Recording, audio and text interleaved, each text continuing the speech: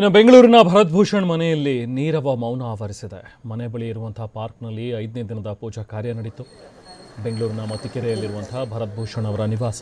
ಪೂಜೆ ಬಳಿಕ ಹೆಬ್ಬಾಳ ಚಿತಾಗಾರಕ್ಕೆ ತೆರಳುತ್ತಾರೆ ಕುಟುಂಬಸ್ಥರು. ಭರತ್ ಅಸ್ಥಿ ತೆಗೆದುಕೊಂಡು ಸಂಗಮಕ್ಕೆ ಹೋಗ್ತಾರೆ ಅವರ ಸಂಬಂಧಿಕರು.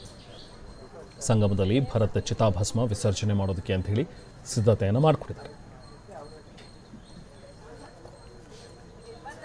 ಮೊನ್ನೆ ಪಹಲ್ಗಾಂವ್ನಲ್ಲಿ ಆದಂತಹ ಉಗ್ರರ ಅಟ್ಯಾಕ್ನಲ್ಲಿ ಭರತ್ ಭೂಷಣ್ ಕೂಡ ಸಾವನ್ನಪ್ಪಿದ್ರು. ಅವರ ಪತ್ನಿಯ ಎದುರೇನೆ ಭರತ್ ಭೂಷಣ್ ಅವರಿಗೆ ಗುಂಡಿಕ್ಕಿ ಹತ್ಯೆ ಮಾಡಲಾಗಿತ್ತು.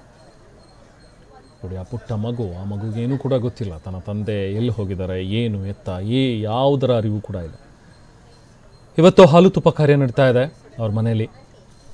ಹೆಬ್ಬಾಳದ ಚಿತಾಗಾರದಿಂದ ಅವರ ಚಿತಾಭಸ್ಮವನ್ನು ತಗೊಂಡು ನಂತರ ಸಂಗಮಕ್ಕೆ ತೆರಳುತ್ತಾರೆ.